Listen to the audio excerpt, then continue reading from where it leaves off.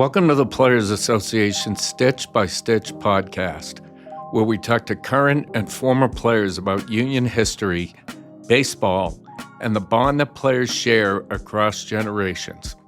In this episode, we talk to Dick Bosman, whose association with baseball spanned more than 50 years as a pitcher and longtime pitching coach and mentor with several big league clubs. 2 out, ninth inning, 3-2 Oakland. Got him, and that'll do it.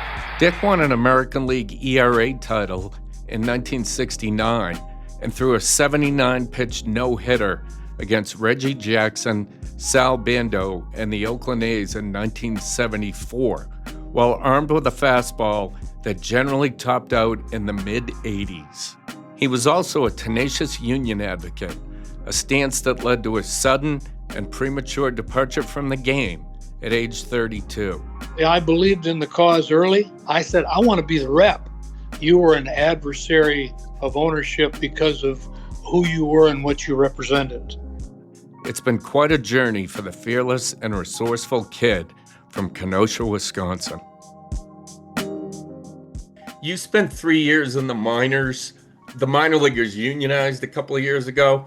What was it like for a minor leaguer back when you played in the minors? Conditions and the things you had to deal with? Well, first of all, we were just glad to play. There was no draft. You went to whoever you thought you wanted to sign with. And Pittsburgh, of course, wined and dined me, so to speak, a lot more than the other clubs that came around. At the end of that season, Al said, we're going to put you on the AAA roster. And I thought, hell, boy, I'm really moving up quick here. Well, they were doing that to keep me from getting drafted on the big league roster by somebody else. And here I am as a 19-year-old in spring training with Willie Mays and Juan Marichal and all those guys in Arizona. That was a great experience. Alvin Dark was the manager over there, who I ended up pitching for later on in Oakland. And then I ended up in North Carolina in what was called the Western Carolina League. We never complained about conditions or anything like that. And then I ended up having to get into the military because Vietnam was going hot and heavy. And Ray Miller and I joined the National Guard.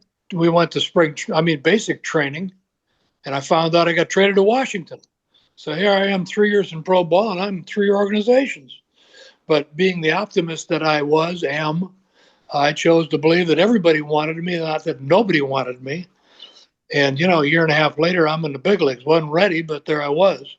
So I think it was in 66 that Marvin starts going around to organize a union. Were you in the clubhouse? Do you remember meetings? What do you remember about early encounters with Marvin trying to form the union? Spring training, 66, Pompano Beach. We're sitting in the outfield, and Marvin addressed our ball club. It was an E.F. Hutton moment for me. I always say that. When he spoke, you listened, and you listened hard because he had a lot to say. My own mind, even at that time, said, I want to be around this guy. I'm going to be a smarter guy and a better guy if I can be around Marvin Miller.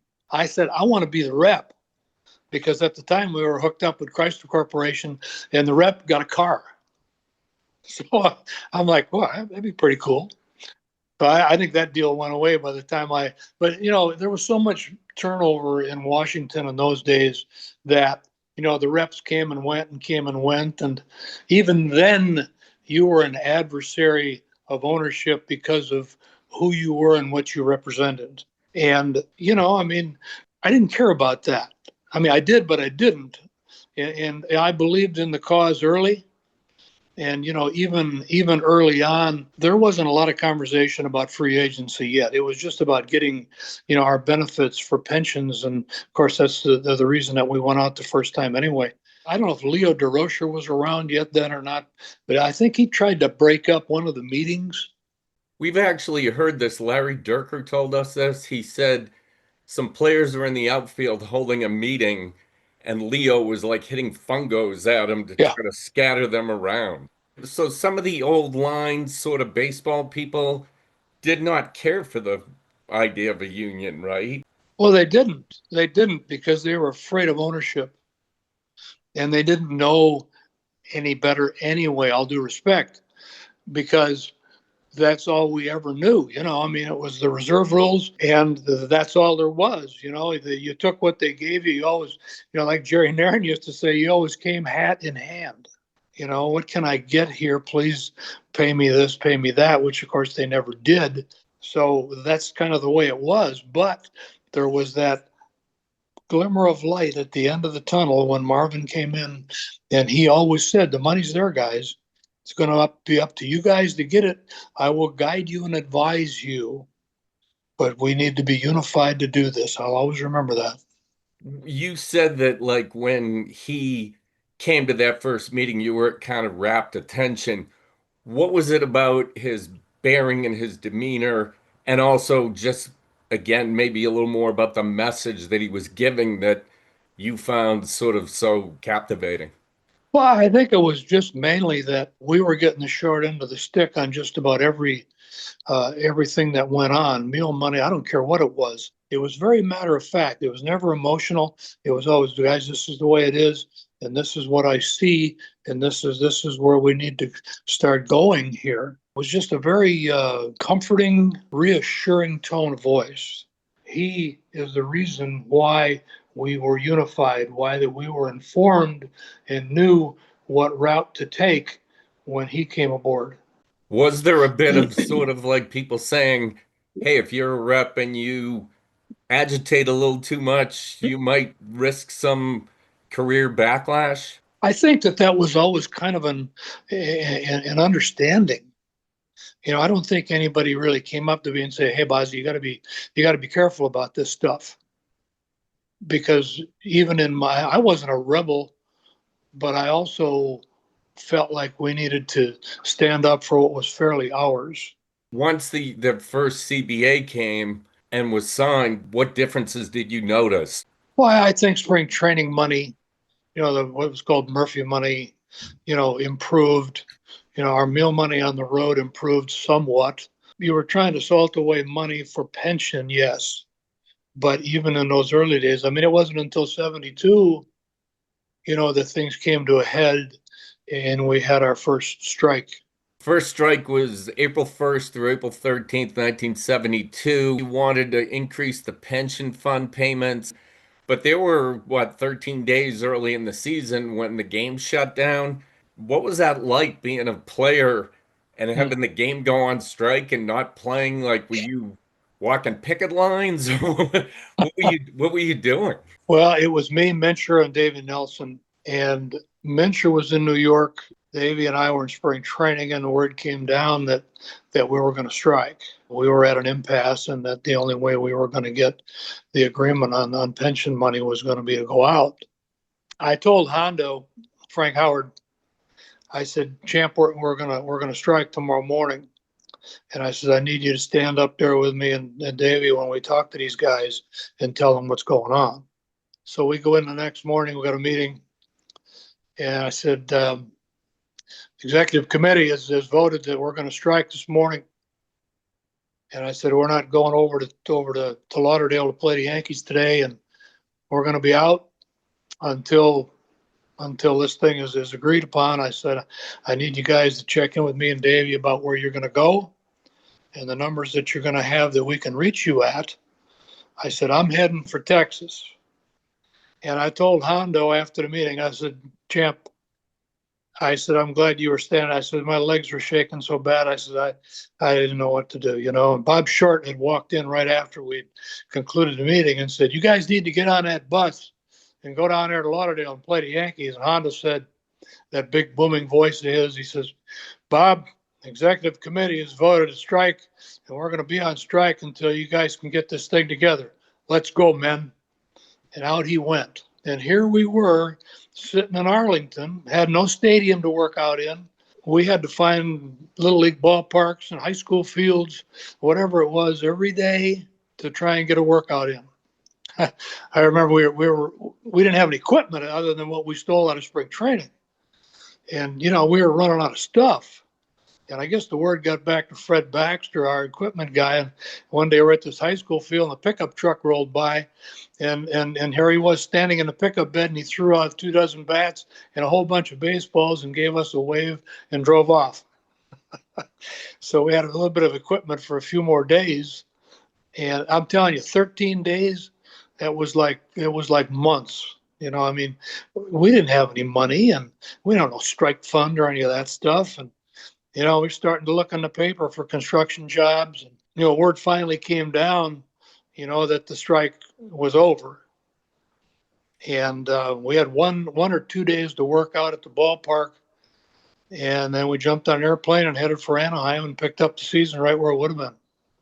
Geez. So were you involved in any of the talks as a player rep that they were holding, or how did you keep in touch with everything that was going on? Not involved in the talks at all.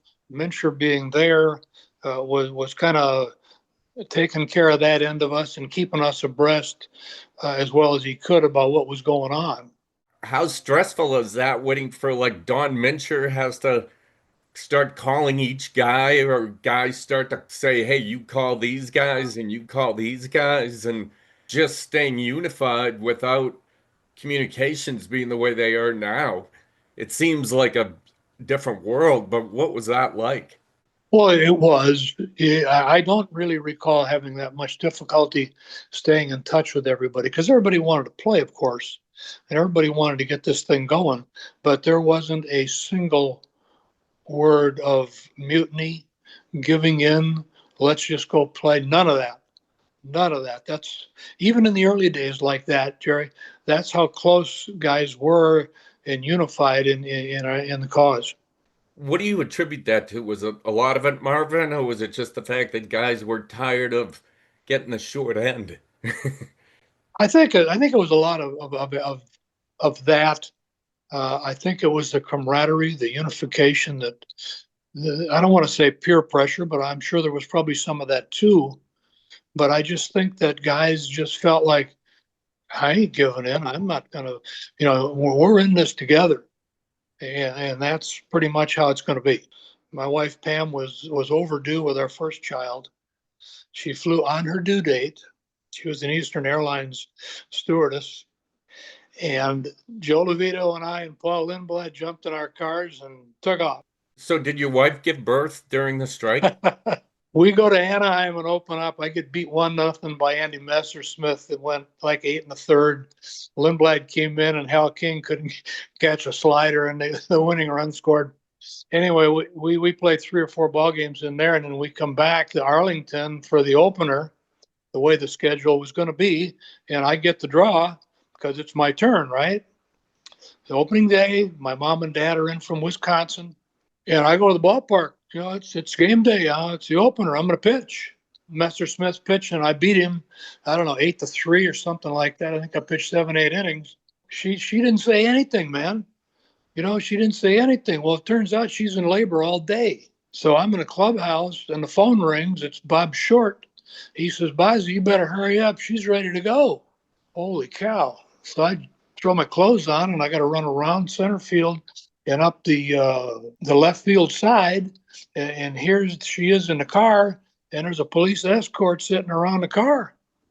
I thought she was having a baby in the car, man. Well, we get a police escort to Harris Hospital. I got a little cooler of Coors beer in the back, and she's still in labor in there, and it took a while, and I'm going back and forth to the parking lot, knocking back a Coors and going back in, and I think it was 5 or 6 hours later, finally Michelle was born. Wow. Strike year baby. Unbelievable. I assume you told her the story afterwards. Oh, many times. We have 2 daughters of our own, 2 adopted kids, and our 2 daughters, of course, Michelle she was the baseball baby. She's the most interested in baseball. Oh, yeah, she knows the story very well. You had mentioned during the shutdown, some of you guys started maybe looking for jobs. Did you have to work in the off season to sort of supplement your income? What did you do? For sure. I sold clothes at Iserman Brothers in Kenosha. I can tell you right now what size suit you're wearing, what length sleeve you got, what's your next size. I did that, because you did. It was Wisconsin. It was wintertime then. They don't have winter times anymore, or not like that. But I was snowmobile rep for Arctic Cat. And heck, I was traveling all over the place to these races and everything. And I got to the point where I'm like, hell, I'm traveling as much in the winter as I am in the summer. Maybe I'd like to be a snowmobile dealer. So I get a franchise and sold snowmobiles in the wintertime for 3 years. Guess what? It didn't snow for 3 years. There were very little, and when it did, then it would rain on top of it. So anyway, it was a very ill-advised business venture. But that was another thing that I did. Then I went into the car business in the wintertime out in Northern Virginia, Coons Ford. And I did that to say, hell, one of these days I'm not going to be able to play anymore. I never thought about a coaching career in those days. So you played from 66 to 76, and then in the off seasons you did the snowmobile sales and the all the other stuff. Your whole career you had a second job to make extra money, You right? made extra money. You made it to make ends meet. That's right. I mean, we didn't, the most I ever made as a player was 54 grand, and that was cashing a playoff check with Oakland. And, it was always take it or leave it, man. You won the ERA title, big deal. Here's 10 grand. Oh, you won 16 games for a lousy ball club? Oh, here's 10 grand. That's just kind of how it was. Even after the union came squeezing money out of these teams, it wasn't like all of a sudden I think the minimum went from 6,000 to 10,000. Yeah. Like even after the union came, it wasn't like all of a sudden teams were throwing money. I like it was always a wasn't it always a struggle when you'd sort of go in? You didn't have an agent probably, right? Did you just go in and talk to the owner and say, "Hey, I had a great year and I'd like this," and he'd say, start laughing and say, "Here's Sure. how did that work out?" I think there was only one or two times that I ever was face to face with the owner to negotiate. And I was making like 14 grand or something like that. I didn't have a very good year, but he gave me 18 grand. And I was like, wow, that's pretty cool. Then at the end, then my 3 or 4 years later, when I figured it out a little bit, and Ted Williams helped me tremendously in the mental part of how to pitch. It made all the difference, by the way. Pam and I went to Washington for the Player of the Year banquet. That night, we all got awards, and the next day we had lunch with Bob Short and Joe Burke. I'm making, I don't know what I was making, 30 grand maybe. And I won 16 ball games. That's after an ERA winning year the year before that. I pitched 250 innings, and I won 16 games, and we managed to lose the last 13 in a row. And I sat there and Short said, well, what do you think? I says, well, I'm worth 45 grand if I'm working nickel. And Burke chimed in and said, well, I think he pitched better last year. And I looked at him and I said, what games were you watching? I was so insulted. And Short said, well, what'll it take to sign you? I said, 42 grand. And Burke was about to throw up his frickin' lunch, I think. And Short said, you got a deal. And that's the only time I think I ever was face to face with an owner to negotiate any kind of a contract. Bob Short was the owner and Burke was the GM, I guess. Yeah, yes. So it was like squeezing blood out of a turnip, right? Well, it was because remember, free agency didn't show up until 76. So here we are in 71, 70, 71 in there. So the reserve rules were still alive and well. What do you remember about Kurt Flood and his challenge and all the stuff he was going through? We knew a lot about what was going on with him, and we were pretty respectful, and we admired him a lot for the stand that he took. So you go to Oakland. Were you the player rep there when Charlie Finley was the owner? And I got to imagine it was interesting, just the whole being involved in sort of the move toward free agency on a team that had Charlie Finley as the owner. I get traded over there because I know hit him the year before. Catfish had gotten out of there.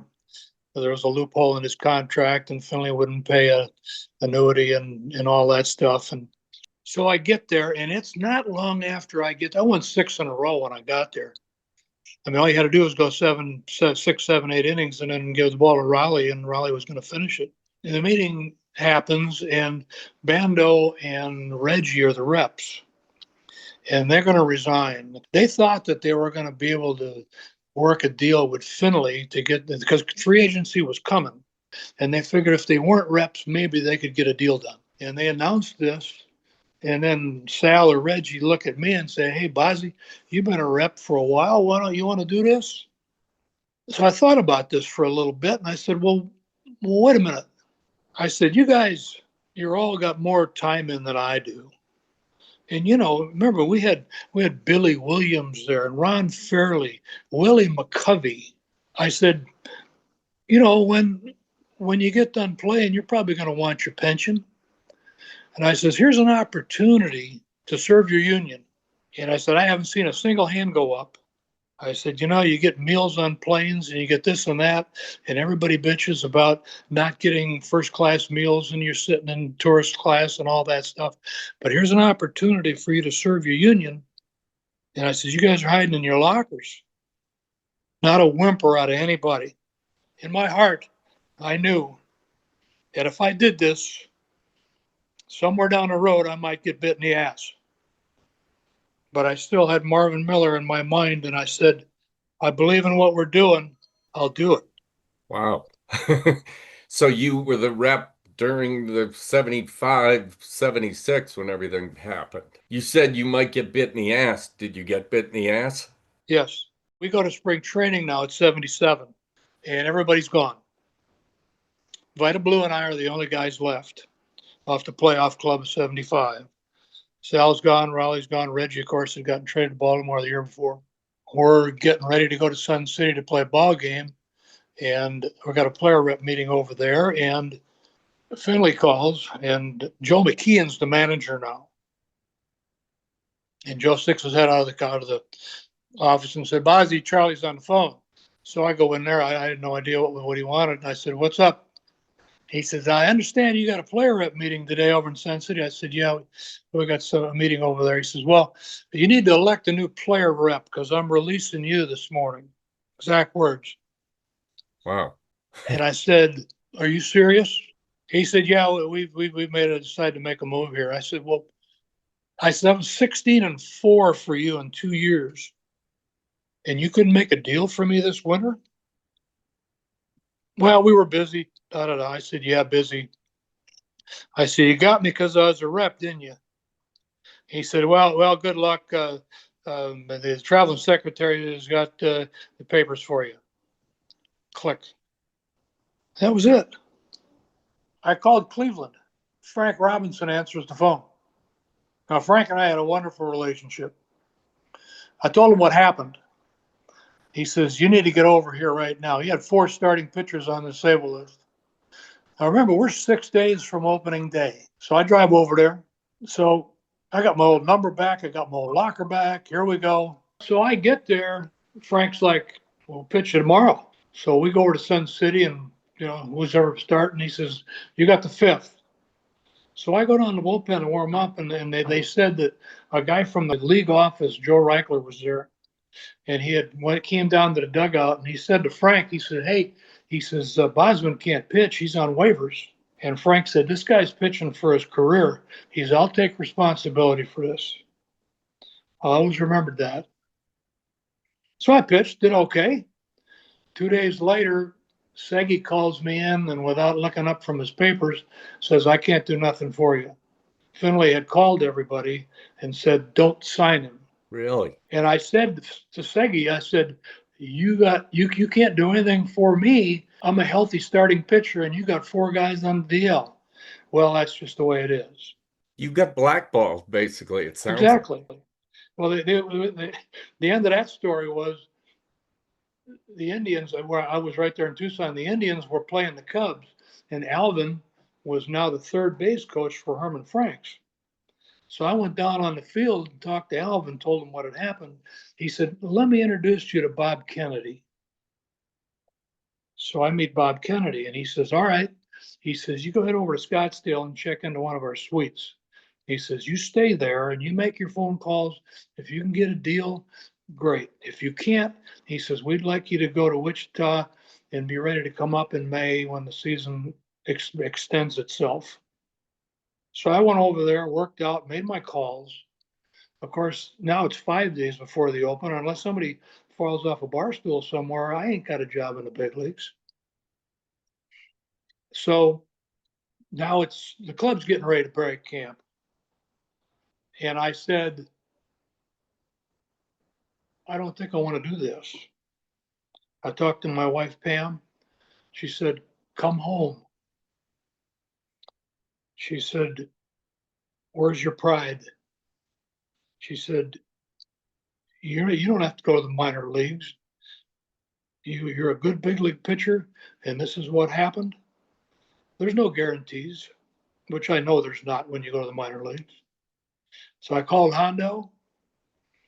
I said, big boy, I'm done. He said, well, you know what you got to do. So that was it. I was done. So you went back and you became a coach, and you obviously were successful doing that. You made a life in baseball. What did it mean to you that one of the things you fought for, obviously, early was like the pension you mentioned as the big thing? What has that meant to you in your life? Pension and maybe some of the other things that weren't around before the union. Well, it has, of course. I mean, I'm under the old pension plan, of course, because I took my pension when I was 45. At that time I was still in the car business. I had a wife and 2 kids and a mortgage, and we needed to do that. And I knew that taking it early was going to diminish it. But here I am at 80. My driver's license says I'm 81. We've been beneficiary of that for quite a while.